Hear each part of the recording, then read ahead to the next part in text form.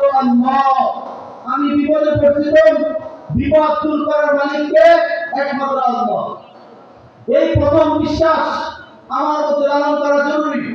যদি আমার মনে প্রাণে দৃঢ় বিশ্বাস লালন পালন করতে পারি, তাহলে আমি প্রকৃতপক্ষে ইমানদার হব।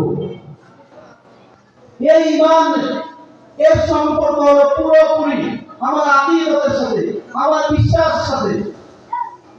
পক্ষান্তরে নামাজ এটা হলো তাওহীদের আমল, এবং অন্যান্য যত আমল যে তিনটি রয়েছে, রোজা, হজ, যাকাত, সব হলো বাহ্যিক আমল।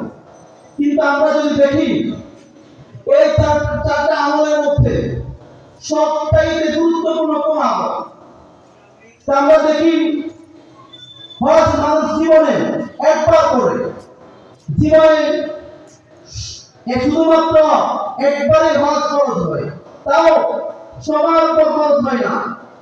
অল্প কয়েক সংখ্যক লোক যারা বাইতুল্লাহ যাওয়ার সক্ষমতা রাখেন, তাদের উপর হজ খরচ হয়। দ্বিতীয়ত আমরা যদি দেখি রোজা, রোজা শুধুমাত্র বছরে 1 মাস খরচ হয়। যাকাত তাও সমাজের মধ্যে আল্লাহ পাক রব্বুল আলামিন যে সকল লোকদেরকে অর্থ দান করেন এবং যারা অর্থশালী হয়ে থাকেন, শুধু তাদের উপরেই খরচ হয়। কিন্তু আমরা যদি লক্ষ্য করি যে নামাজ প্রত্যেকটা সুস্থ বালেগ পুরুষ মহিলা সবার উপর নামাজ প্রতিদিনই খরচ হয়।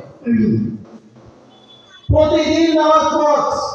কোন একটা দিন এমন নাই যে আমি সুস্থ, আমি বালেগ, আমার উপর নামাজ খরচ হবে না।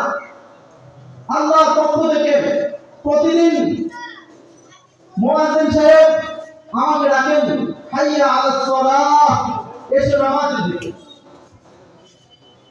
আল্লাহর মহান হুকুমের জন্য মুয়াজ্জিন সাহেব প্রতিদিন আমাকে ডাকেন এবং দৈনিক 5 বার ডাকেন। ফজর ডাকেন, জোহর ডাকেন, আসর ডাকেন, মাগরিব ডাকেন, ইশা ডাকেন। আল্লাহ তাআলার পক্ষ থেকে ঘোষণা করা থেকে যায় না, বান্দা আল্লাহর হুকুম পালন করো,